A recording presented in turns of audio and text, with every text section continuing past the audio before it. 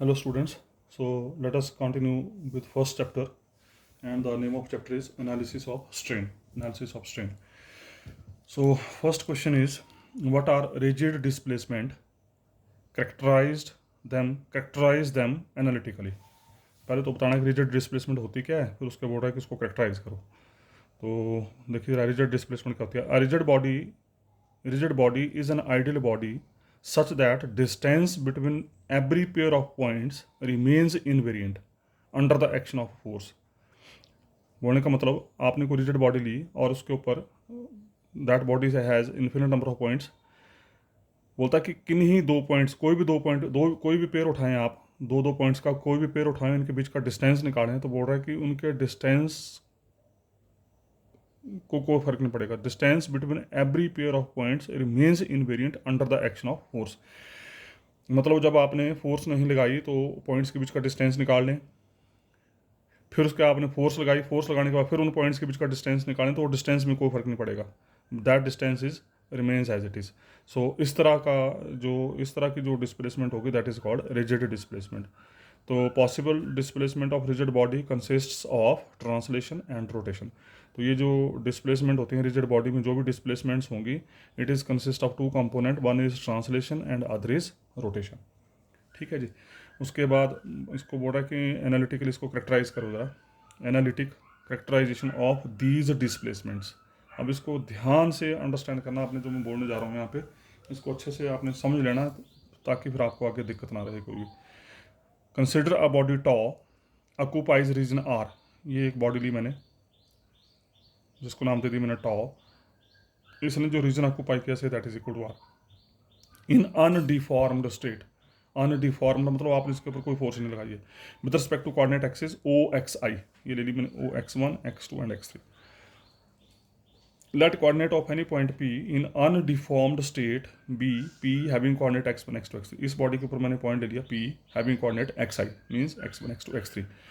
Let in deformed state। अब क्या किया हमने, इसके ऊपर फोर्स लगाई, फोर्स लगाने के बाद हमने मान लिया कि this body to occupy region R dash. ये बॉडी जो थी ये थी अनडिफॉर्म्ड स्टेट में। जब आपने इसके ऊपर फोर्स लगाई, फोर्स लगाने के बाद इसकी शेप साइज सब कुछ चेंज हो गया, और चेंज होने के बाद जो नया रीजन बना दैट इज इक्वल टू, जो इसने नया रीजन गेन किया that is equal to R dash. P की पोजीशन चलेगी पी डैश, एक्स आई की पोजीशन चलेगी एक्स आई डैश, रीजन तो वही रहा, और इसका जो रीजन है वो आ गया, बॉडी वही रही आपकी, रीजन आपका आ गया आर डैश। तो let in deformed state body to occupies region R dash and let coordinate of point P. P मतलब ये जो पी इनिशियल स्टेज में था, अनडिफॉर्म्ड स्टेट में था, अब ये पी जो कन्वर्ट हो गया किसमें, पी डैश में। And having coordinate, this p dash has coordinate x1 dash x2 dash x3 dash as shown in figure। Here we are concerned with continuous deformation। Mind it, ध्यान रखिएगा, यहाँ पर हम जो स्टडी करेंगे all over the chapter, all over the paper, तो हम continuous deformation की बात करेंगे। यहाँ पे कोई ब्रेक नहीं होगी डिफॉर्मेशन के दौरान। Hence equation of deformation can be written as, और इसकी बात मैं पहले कर चुका हूँ आपके साथ।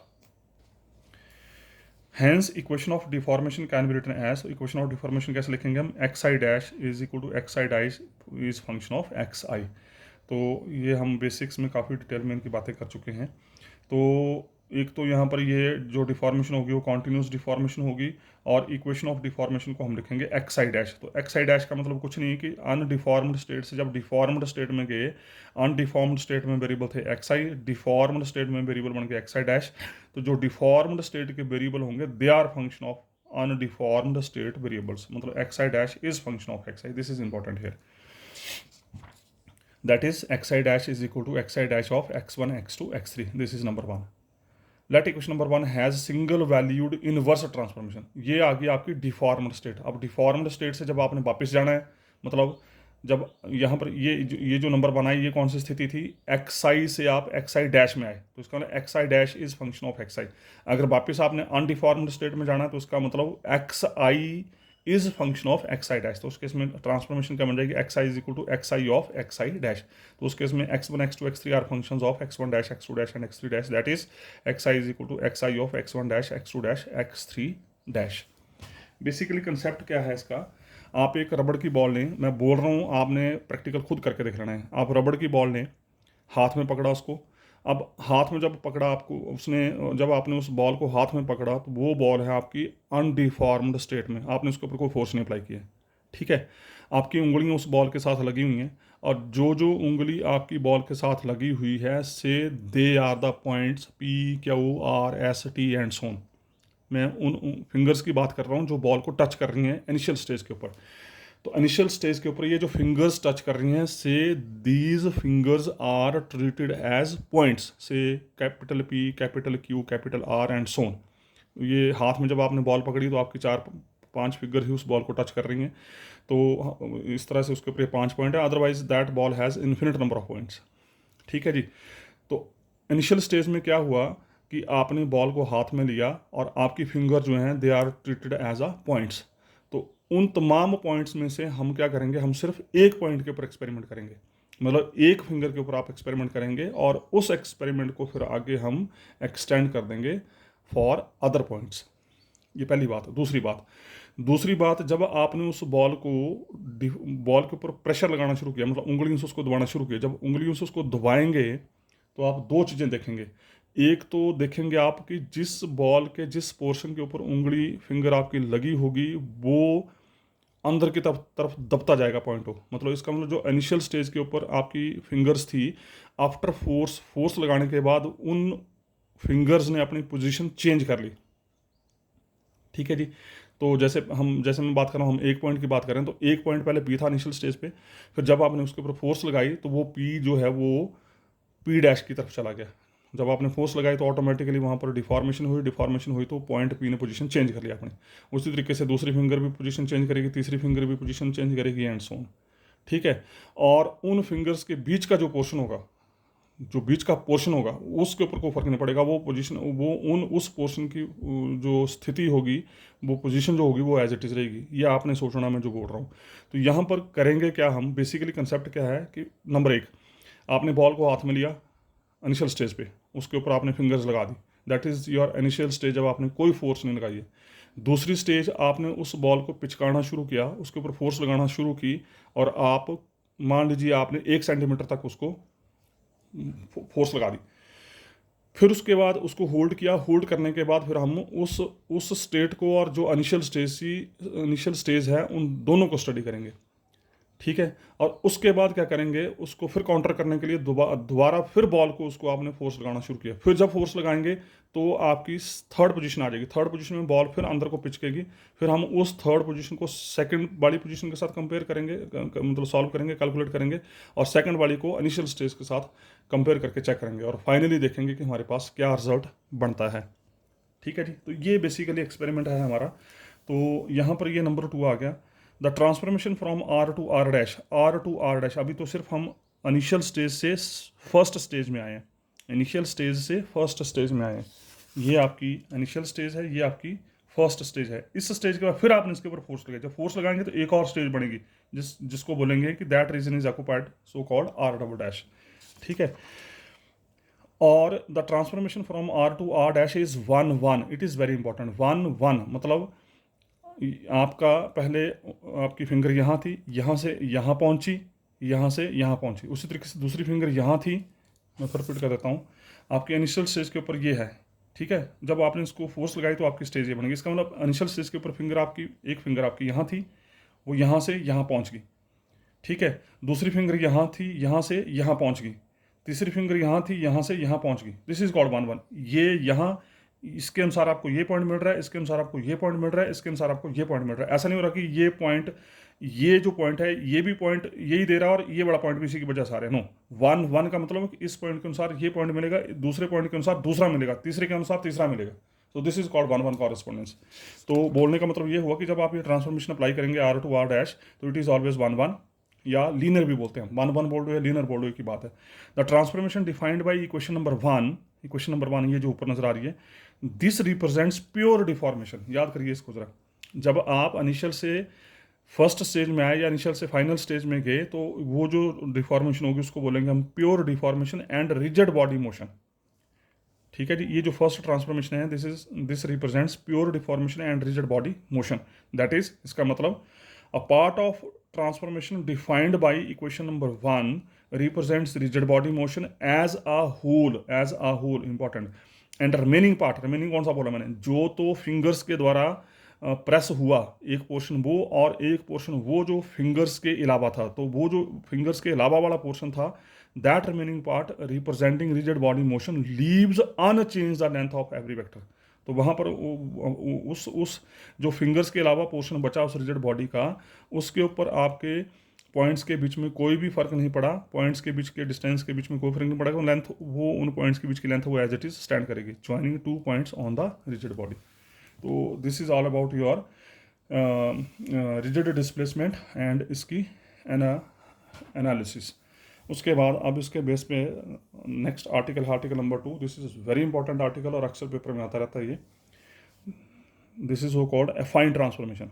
ये एफाइन मैथमेटिशियन था, अफीन भी बोलते हैं, फाइन भी बोलते हैं कई, तो मैथमेटिशियन था, इसने ये एक ट्रांसफॉर्मेशन यहाँ पर अप्लाई करके हमें कुछ रिजल्ट दिए, and what are those results उसके बारे में हम डिस्कस करेंगे यहाँ पे। Define and explain affine transformation. तो पहले तो बोल रहा है कि एफाइन ट्रांसफॉर्मेशन होती क्या है, उसके बाद उसको एक्सप्लेन करो। और define and explain homogeneous deformation. Affine transformation बोल लो या होमोजीनियस डिफॉर्मेशन बोल लो, एक ही बात है, दिस इज इंपॉर्टेंट। उसके बाद डिफाइन जनरल लीनियर ट्रांसफॉर्मेशन। आप एफाइन ट्रांसफॉर्मेशन बोल लो या जनरल लीनियर ट्रांसफॉर्मेशन बोल लो, एक ही बात है। अफाइन ट्रांसफॉर्मेशन को ही जनरल लीनियर ट्रांसफॉर्मेशन बोला गया। Show that under the transformation rectilinear segment, rectilinear होता है स्ट्रेट लाइन का मोशन जो होता है, rectilinear segment joining 2 points is carried into rectilinear segment joining the corresponding points. जैसे मैंने आपको क्या बोला था कि ये आपका इनिशियल पॉइंट है, जब आपने पहली बार फोर्स लगाई तो यहाँ से आप यहाँ पहुँचे, उसके बाद इस पोजीशन से फिर आपने फोर्स लगाई तो आप यहाँ पहुँचे। तो बोल रहा है कि अगर इस और इस पॉइंट के बीच का डिस्टेंस रेक्टिलिनियर है, स्ट्रेट लाइन है, तो अगले 2 पॉइंट्स के बीच का डिस्टेंस भी रेक्टिलिनियर ही होगा। This is the meaning of second question. Segment joining 2 points is carried into rectilinear segment joining the corresponding points. और prove that, this is again different way how to ask the question, prove that product of 2 affine transformations. बोलता कि अगर 2 affine transformation को हम गुणा करें, गुणा करके जो रिजल्ट मिलेगा वो रिजल्ट डायरेक्ट आपको उन अफाइन ट्रांसफॉर्मेशन, जो ओरिजिनल अफाइन ट्रांसफॉर्मेशन होंगे, उनको जमा करके मिल जाएगा। Prove that product of 2 affine transformation can be obtained by superpositional of original transformation. ये जब लास्ट पोजिशन में हम पहुंचेंगे आंसर के, तो वहाँ मैं आपको अच्छे से एक्सप्लेन कर दूँगा कि what is the meaning of this question, कि अगर 2 अफाइन ट्रांसफॉर्मेशन की गुणा करें तो उसके द्वारा जो रिजल्ट दिया गया है और सुपरपोजिशनल ओरिजिनल ट्रांसफॉर्मेशन से जो रिजल्ट मिलेगा दे आर सेम। कैसे आएगा उसको देखेंगे फाइनल स्टेज में। सो देखते हैं जरा बारी बारी से। We know equation of deformation for a body is given by. अब आपको याद हो गया ये, अभी आपने देखा ऊपर ये, तो जो इक्वेशन ऑफ डिफॉर्मेशन होती है इनिशियल स्टेज पे होती है X I dash equal to X I dash of X I where I varies from 1 to 3। ठीक है, means X I dash equal to X I dash is function of x1 x2 x3। In this transformation of equation number 1, ये जो आपने transformation apply की number 1 में, in this transformation of equation number 1 if functions are linear function of coordinate x1 x2 x3। मैं फिर repeat कर रहा हूँ, ये जो आपने ट्रांसफॉर्मेशन अप्लाई की, बोलता है कि अगर ये एक्स आई डैश, ये एक्स आई डैश, इसको आप फंक्शन बोल रहे हैं, इसको ये नाम फंक्शन दे रहा है, अगर ये फंक्शन जो है वो if functions are linear function of coordinate x1 x2 x3, if this is a function which is linear in terms of x1 x2 x3, then this transformation is called affine transformation या general linear transformation, then it is called affine transformation या general linear transformation. The general linear transformation, that is affine transformation of points in tensor form can be written as। अब ये थोड़ा सा आपको याद रखना पड़ेगा, ये जो इसने फाइन ने किया था, क्या किया था यहाँ पे, जो ट्रांसफॉर्मेशन ली थी, that transformation is in the shape of X I dash equal to alpha I zero plus bracket में delta I J plus alpha I J bracket बंद इंटू एक्स जे। बेसिकली क्या किया उसने, एक्स आई डैश को in terms of X J लिया, in terms of X I लिया, मतलब यही है ट्रांसफॉर्मेशन हमारी, X I dash in terms of X J, X I dash in terms of X जे।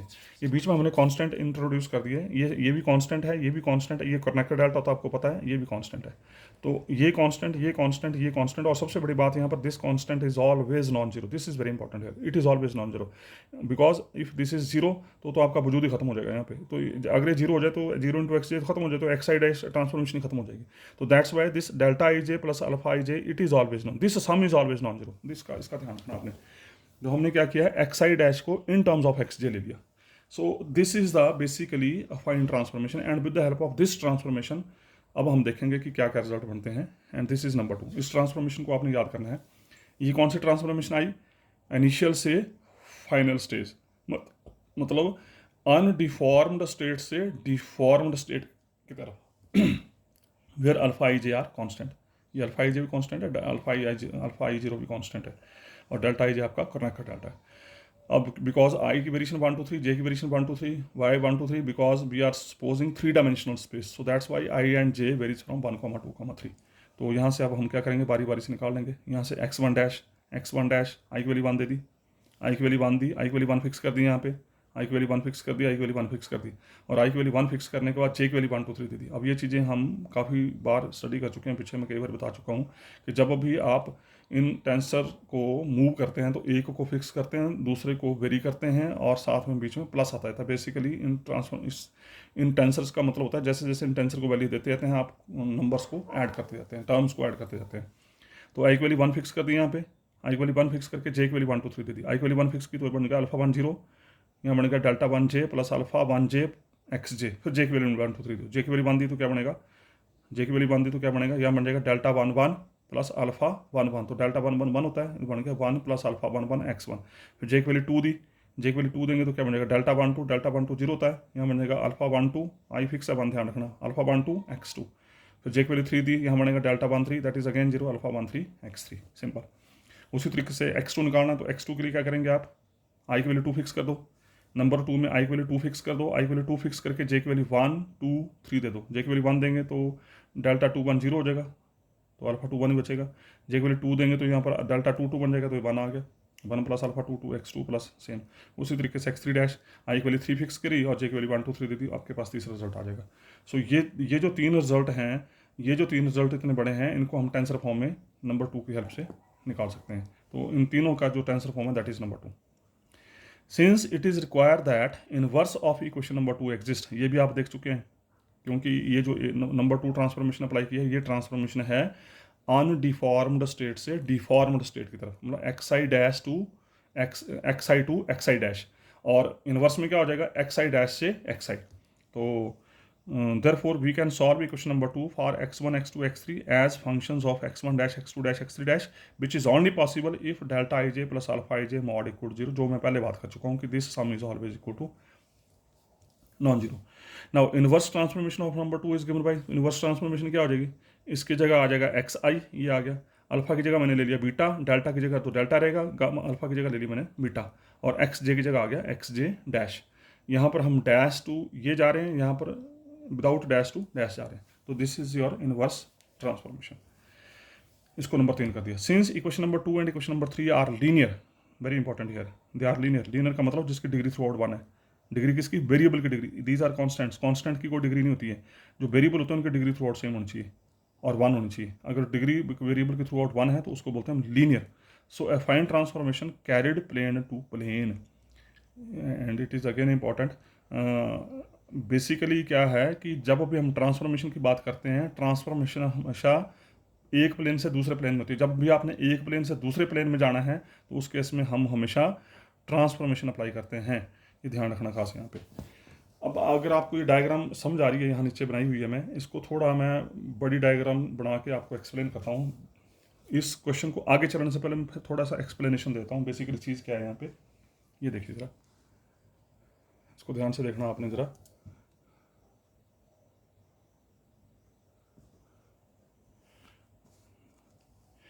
ये मैंने थोड़ा बड़ी डायग्राम बनाई ताकि आपको अंडरस्टैंडिंग अच्छे से हो जाए. ये आपकी x2 axis, this is x1 axis, this is x3 axis. I am working in x2 x3 plane, in x2 x3 plane, ठीक है. ये है ओरिजिनल शेप बॉडी की. ओरिजिनल मतलब जब आपने इसको डिफॉर्म नहीं किया, इसके ऊपर कोई फोर्स नहीं अप्लाई किया, बिफोर डिफॉर्मेशन. तो हमने क्या किया, 2 पॉइंट लिए. ये पहले आया P0 पॉइंट, ये आया P0 पॉइंट, ये आया आपका P पॉइंट. ये P0 हैविंग कोऑर्डिनेट xi0, ये P point having coordinate xi, और P0 और P के बीच का डिस्टेंस ले लिया हमने कैपिटल A वेक्टर या AI. And this capital A vector itself gives 3 components A1 A2 and A3. मैंने लिखा ऊपर A vector having components A1 A2 and A3, ठीक है. तो इसको A वेक्टर लिखो या AI लिखो, एक ही बात है यहाँ पे. तो यहाँ से आप जब ए आई की बात करूँगा तो A1 A2 A3 तीनों मिल जाएंगे आपको। तो डिस्टेंस क्या बन जाएगा, X I minus X I not, मतलब ये P0 से लेकर P तक का डिस्टेंस जिसको हम AI से लिख रहे हैं, this distance is given by final minus initial point. ये पता है आपको डिस्टेंस फार्मूले से कैसे निकालते हैं, XI माइनस XI नॉट। तो यहाँ से A1 मिल जाएगा X1 minus X1 not, A2 मिल जाएगा X2 minus X2 not, A3 मिल जाएगा X3 माइनस X3 नॉट। ये स्टैंडर्ड रिजल्ट है, याद करने हैं आपने, ध्यान रखना है। दूसरी बात, यहाँ पर हम IJK की जगह small I small J small के आपको पता है ये यूनिट वेक्टर होते हैं। आई वेक्टर होता है x1 डायरेक्शन में, जे वेक्टर होता है x2 डायरेक्शन में, के वेक्टर होता है x3 डायरेक्शन में। तो in place of I J के here we will use E1 cap, E2 cap and E3 cap. याद रखना है इस चीज़ को आपने। इस पूरी मैकेनिक्स में आई की जगह हम E1 कैप यूज़ करेंगे, जे की जगह हम E2 कैप यूज़ करेंगे, के की जगह हम E3 कैप यूज़ करेंगे। और उसके बाद it is very much known to you, vector बटे वेक्टर का magnitude is always unit vector. तो जब ए वेक्टर को उसी के मैग्नीट्यूड से डिवाइड किया तो ये बन जाएगा small E is any unit vector, ठीक है। और जब उसको क्रॉस मल्टीप्लाई करेंगे तो ए वेक्टर मैग्नीट्यूड लिखो या सिंपल ए लिखो, की बात है। तो ए वेक्टर क्या बन गया, ए इंटू ई। तो इसका मतलब A vector is equal to A into E means A vector equal to E I into A I. I am using suffixes because we are working in 3 dimensional space. तो आज के बाद ये बिल्कुल ध्यान में रखना आपने, ए वेक्टर का मतलब है ई I into A I. Clear हो गया जी। उसके बाद अब देखो जरा यहाँ पे, ये है आपकी वो पोजीशन जब आपने इसके ऊपर फोर्स अप्लाई नहीं किया। अब क्या किया आपने, इसके ऊपर फोर्स अप्लाई की। जब इसके ऊपर फोर्स अप्लाई की तो फोर्स अप्लाई करने के बाद ये जो P0 पॉइंट है ये बन गया P0 डैश। ये जो बॉडी थी ये इनिशियल स्टेज की थी बिफोर डिफॉर्मेशन। जब इसके ऊपर फोर्स लगाई तो फोर्स लगाने के बाद ये बॉडी बन गई, ये बन गई P0 XI0 जो पॉइंट था ये बन गया P0 डैश XI0 डैश। ये जो P पॉइंट था, ये P पॉइंट जो था ये बन गया P डैश XI। ये P पॉइंट यहाँ चला गया, ये P0 यहाँ आ गया, ठीक है। तो इनिशियल स्टेज में P0 और P के बीच का डिस्टेंस था AI। तो अब जब after deformation, this is the diagram after deformation, और after deformation R changes to R dash. तो आफ्टर डिफॉर्मेशन P0 और P डैश के बीच का डिस्टेंस ले लिया हमने A डैश बोल दो या AI बोल दो, AI डैश बोल दो, एक ही बात है, ठीक है जी। अब हुआ क्या यहाँ पे, जब आपने ये बिफोर डिफॉर्मेशन है, ये आफ्टर डिफॉर्मेशन है। अब हमने ये देखना है कि फोर्स लगाने के बाद इसकी लंबाई में क्या फ़र्क पड़ा, इस लेंथ में क्या फ़र्क पड़ा। P0 और P के बीच की जो ओरिजिनल लंबाई थी इनिशियल स्टेज के ऊपर, उस लेंथ में आफ्टर डिफॉर्मेशन क्या फ़र्क पड़ा। और वो जो फ़र्क पड़ा वो ज्योमेट्रिकली जब इसको ट्रेस किया गया, ये देखो जरा ज्योमेट्रिकली ये ट्रेस किया मैंने, ये P जो था जब ज्योमेट्रिकली इसको ट्रेस किया तो ये P, इस P पॉइंट की पोजीशन जो डिफॉर्मेशन के बाद ये आ रही थी वो ज्योमेट्रिकली ट्रेस करके ये आ रही है। अगर इसको ज्योमेट्रिकली ट्रेस करें तो ये P पोजीशन ये आ रही थी, लेकिन आफ्टर डिफॉर्मेशन P की पोजीशन ये चलेगी। तो चेंज क्या आई, ये चेंज आई आपकी, ये change I after deformation, and this change is called delta A vector, जिसको हम डेल्टा ए वेक्टर भी बोल सकते हैं, डेल्टा ए आई भी बोल सकते हैं, ठीक है। इसका मतलब ये हुआ कि ये जो चेंज आई ये जो चेंज आई, अब बेसिकली हमारा सारा फोकस ही इस चेंज के ऊपर है कि ये जो चेंज आई किस वजह से आई, कैसे आई, क्या हुआ, किस तरीके से हुआ, ठीक है। उसके बाद फिर क्या करेंगे हम, उसके बाद फिर ये जो बॉडी आई, अब ये जो बॉडी आई इसके ऊपर फिर फोर्स लगाई। जब इसके ऊपर फिर फोर्स लगाई तो सेम यहाँ पर एक रीजन और बनेगा ऐसे आगे जाके, अब आप खुद सोच सकते हैं ऐसा एक, जब इसके ऊपर फोर्स लगाएंगे तो आगे एक और रीजन बनेगा, से आर डबल डैश, फिर क्या होगा P0 डबल डैश बन जाएगा, PI डबल डैश बन जाएगा। फिर उसके बाद इसमें फिर ज्योमेट्रिकली डायग्राम आप इसको ट्रेस करेंगे, ट्रेस करने का फिर देखेंगे यहाँ पर जो चेंज आएगी that is change between PI dash and PI double dash. तो उसके बाद फिर हम इस एक्सपेरिमेंट को स्टॉप करेंगे, और स्टॉप करने के बाद फिर इसकी कैलकुलेशन देखेंगे यहाँ से यहाँ तक जो चेंजेस आई और यहाँ से लेकर यहाँ तक जो चेंजेस आई उनमें क्या फ़र्क आ रहा है, कोई फ़र्क आ रहा है कि वो इनवेरिएंट है। मतलब यहाँ से यहाँ जब आपने फोर्स लगाई तो क्या फ़र्क पड़ा, यहाँ से यहाँ जब एक्सपेरिमेंट किया तो क्या फ़र्क पड़ा, ये फ़र्क जो पड़ा और ये फ़र्क पड़ा, ये दोनों फ़र्क सेम आ रहे हैं, इनवेरिएंट हैं, फ़र्क पड़ रहा है कि नहीं पड़ रहा है वो हमने देखना है यहाँ पे, ठीक है जी। तो ये हमारा बेसिक एक्सपेरिमेंट है यहाँ पे। ये आई थिंक अब ये आपको डायग्राम क्लियर हो चुकी है। अब हम आगे की तरफ बढ़ते हैं। उसके बाद देखो ज़रा, अब जो मैंने बातें यहाँ की हैं सारी उनको मैं अब एक्सप्लेन कर रहा हूँ। देखिए ज़रा, लेट नेक्स्ट लाइन में let capital A vector joining the points P0 and P। अब ये देख चुके हैं आप लोग, ए वेक्टर P0 और P पॉइंट के बीच का distance, and A dash B the vector joining the points P0 dash and P dash. Diagram आप देख चुके हैं as shown in figure. Let E1 cap, E2 cap, E3 cap be unit vectors along X1, X2 and X3 axis respectively. ये भी मैं बता चुका हूँ आपको। Then A vector is equal to E I cap into A I, ये भी बात अभी कर चुका हूँ, ठीक है। ए वेक्टर होता है ई आई ए आई, याद कर लो इसको। फिर A vector having component A1 A2 and A3। तो A1 क्या बन गया, x1 minus x1 not. A1 dash क्या बन जाएगा, x1 dash minus x not dash. कहने का मतलब दैट इज ए आई बन जाएगा xi माइनस xi नॉट, ठीक है जी। ए आई डैश बन गया on the same lines xi minus xi not dash. मतलब ए आई क्या है, इन दो पॉइंट के बीच का डिस्टेंस। ए आई डैश है xi dash and xi not dash के बीच का डिस्टेंस, ठीक है। Now from equation number to को लेकर चले। नंबर टू क्या थी आपकी, नंबर टू थी आपकी xi dash equal to alpha I zero plus delta I J, ये आई जे है ध्यान रखना, प्लस अल्फा आई जे इंटू एक्स जे। तो इसकी एनालॉजी पे हमने xi नॉट डैश डिफाइन कर दिया। तो xi नॉट डैश क्या होगा, अल्फा आई जीरो तो constant as it is, delta I J constant as it is, alpha I J constant as it is. तो फर्क कहाँ पड़ा, एक्स जे की जगह आ गया एक्स जे जीरो, ठीक है। अब क्या किया, नाउ ए आई डैश क्या था, ए आई डैश है हमारा xi dash minus xi not dash.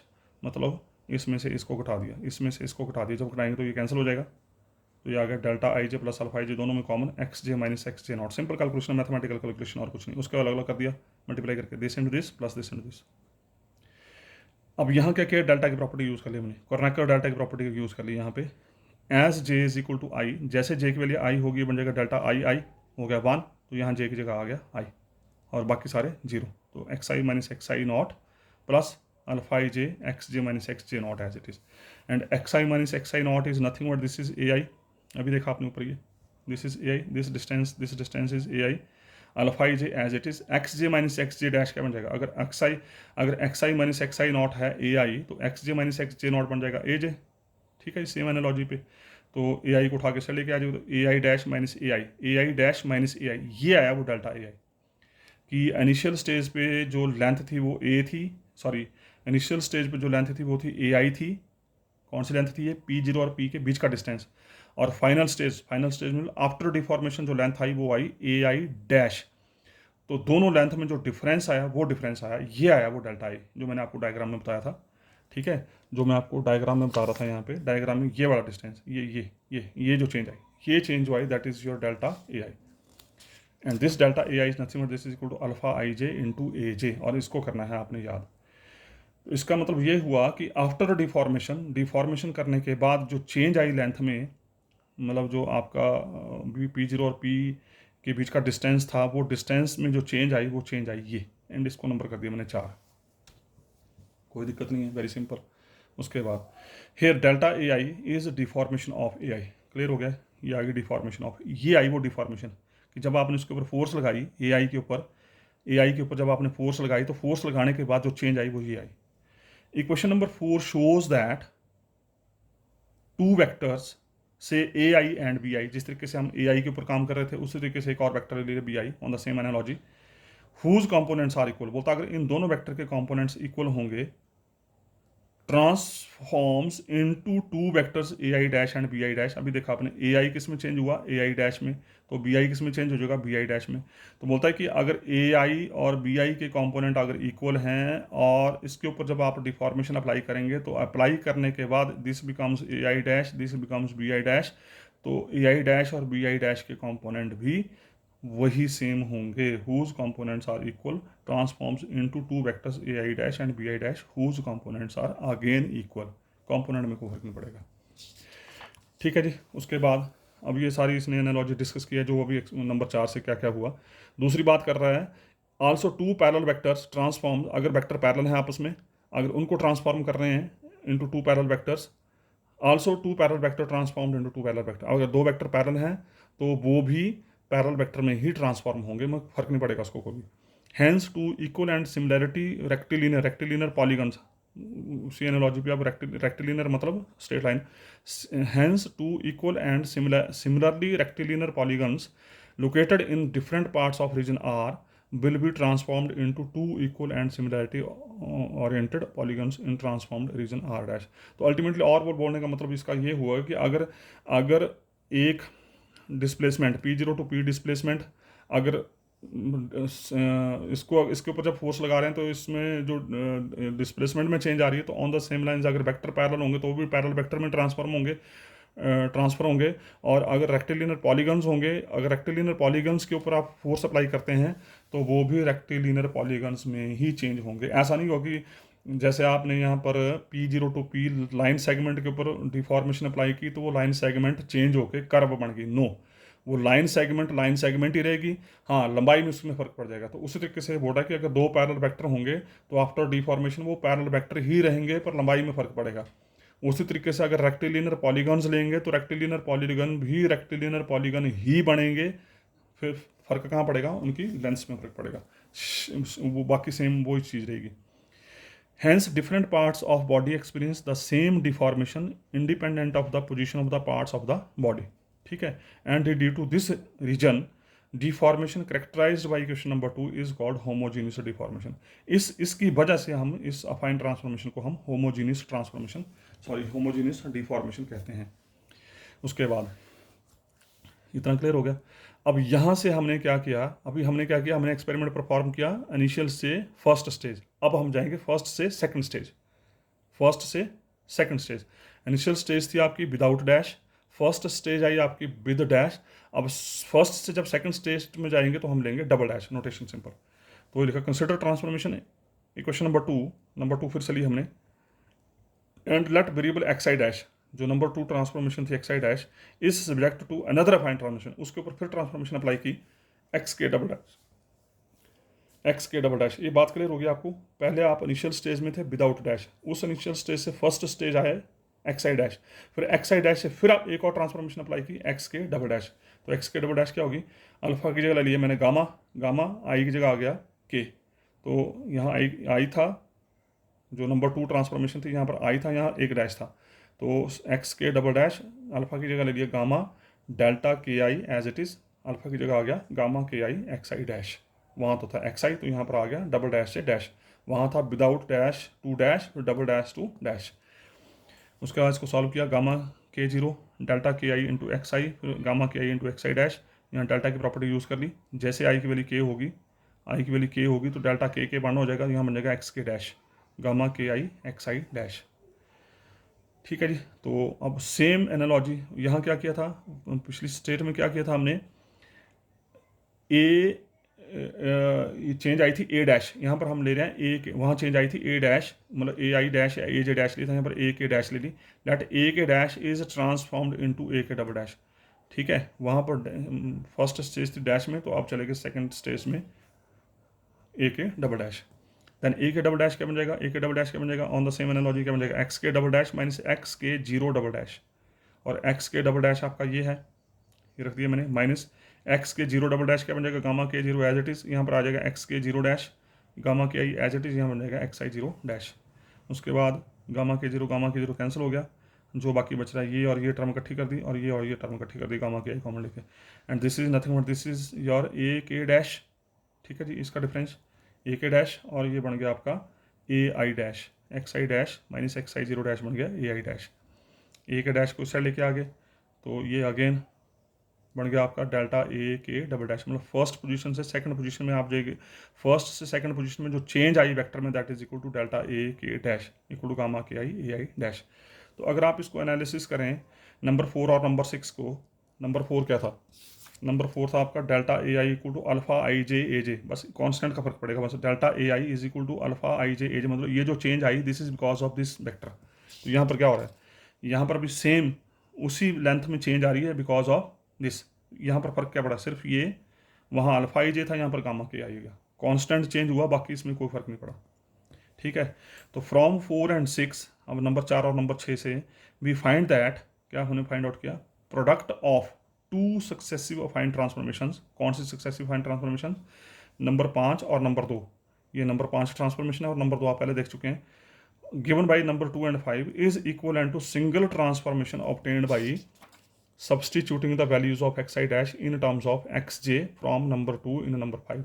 इसका बोलने का मतलब यहाँ पर ये हुआ कि अगर आप नंबर 2 से एक्स आई डैश की वैल्यू नंबर 2 से उठा के नंबर 5 में रख दें, ये this is your number 5, number 5 में रख दें, तो रखने के बाद जब इसको सॉल्व करेंगे तो सॉल्व करके आपका फिर रिजल्ट एज इट इज़ आएगा, जैसे आपका नंबर 4 या नंबर 6 आया, जैसा नंबर 4 या नंबर 6 आया वैसा ही रिजल्ट दोबारा से ट्रेस आउट हो जाएगा। तो देखते हैं कैसे हो जाएगा। तो x K double dash number 5 gamma K zero plus delta के आई plus gamma K I x I dash, ये आ गया यहाँ पे।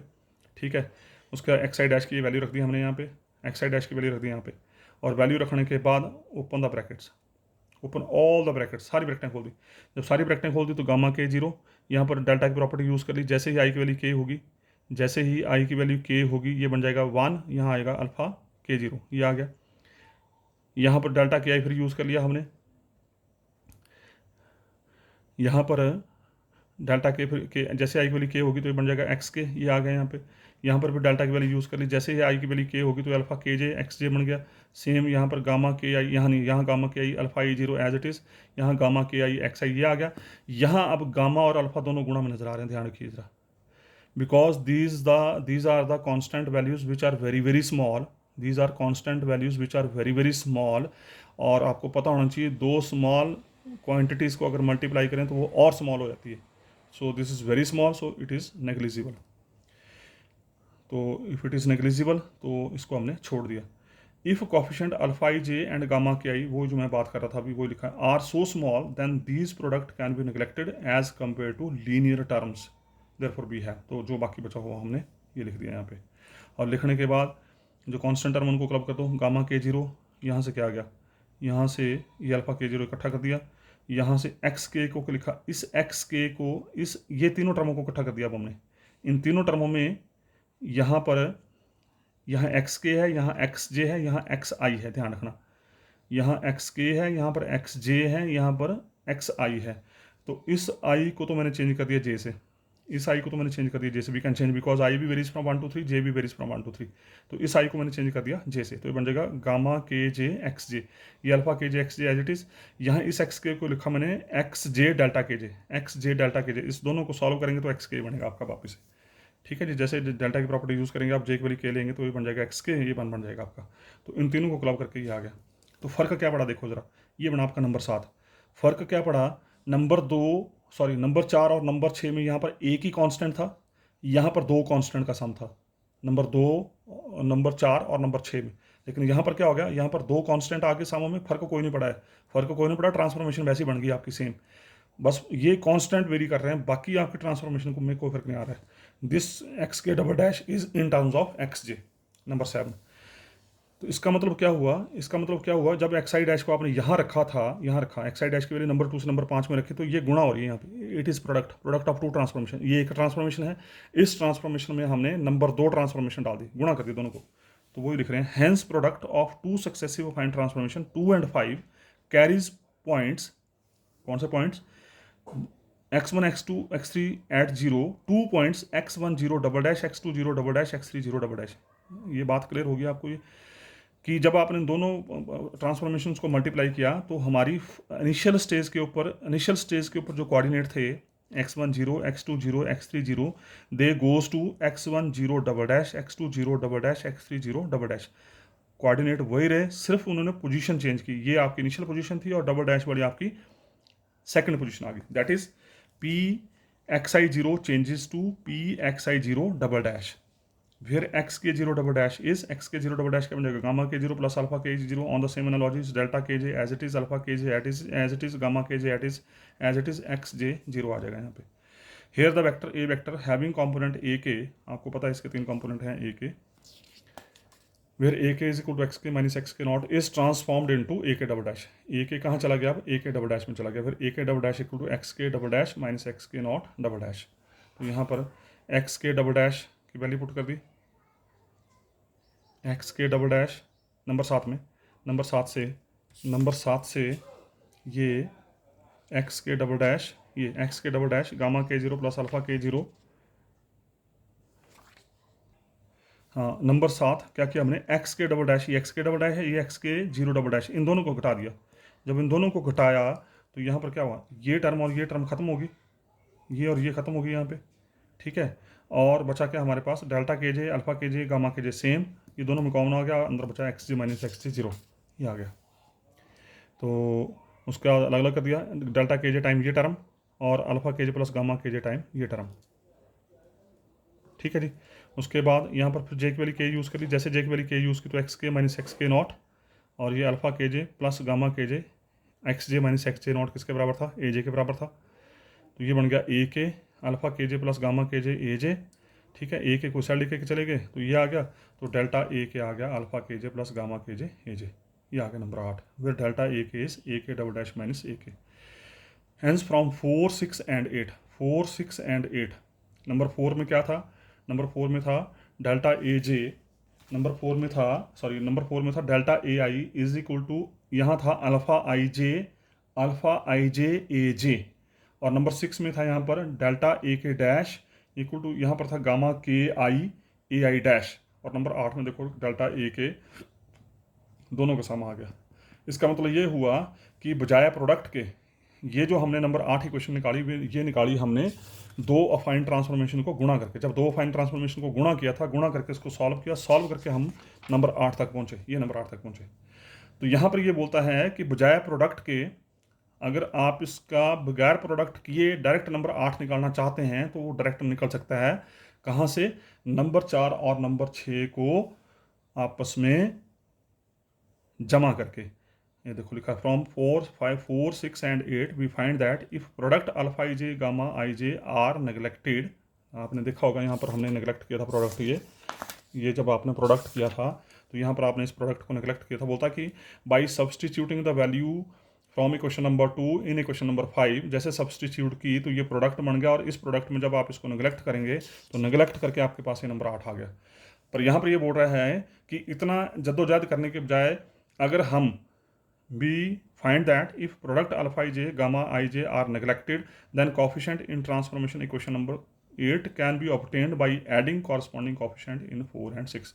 मतलब बजाय प्रोडक्ट के अगर आप 4 और 6 ट्रांसफॉर्मेशन को डायरेक्ट जमा कर देते हैं तब अभी आपके पास ये 8 नंबर बन जाएगी। मतलब 8 नंबर तो नहीं बनेगी पर 8 नंबर की तरह ही रिजल्ट बनेगा। यहाँ पर कांस्टेंट कुछ और आ जाएंगे, पर ये रिलेशन जो लेंथ में चेंज है that is always in terms of A J. ये जो चेंज आ रही लेंथ में आफ्टर एवरी ट्रांसफॉर्मेशन, राइट, चाहे वो इनिशियल स्टेज से फर्स्ट स्टेज में है, चाहे वो फर्स्ट स्टेज से सेकंड स्टेज में है, उसमें लेंथ में जो चेंज आ रही है that change is always in terms of original length, that change is in terms of original length. बाकी कांस्टेंट आपका यहाँ पर जो मर्जी होता रहे। तो this is the meaning of this last question. I think ये जो लास्ट क्वेश्चन पूछा था इसने, ये बड़ा यहाँ पे कि prove that product of two affine transformation can be obtained by superpositional of original transformation. मतलब बोलने का ये है कि बजाय अफाइन ट्रांसफॉर्मेशन को आपस में गुणा करने के, अगर हम डायरेक्ट नंबर 4 और नंबर 6 जो ओरिजिनल ट्रांसफॉर्मेशन आई थी उनको जमा करें, उनसे जमा करके जो रिजल्ट आएगा और अफाइन ट्रांसफॉर्मेशन को आपस में गुणा करके जो रिजल्ट आएगा वो सेम होंगे, उसमें कोई फ़र्क नहीं पड़ेगा। फ़र्क पड़ेगा कांस्टेंट टर्म का, उसका कोई ज़्यादा इंपैक्ट नहीं है। फ़र्क क्या नहीं पड़ेगा कि जो आपकी चेंज आ रही लेंथ में that change is because of original length A J. So this is the article. I think मैं इसको यहीं स्टॉप करता हूँ, काफ़ी लंबा हो गया है। सेकंड आर्टिकल देखेंगे फिर हम नेक्स्ट वीडियो में। Thank you very much.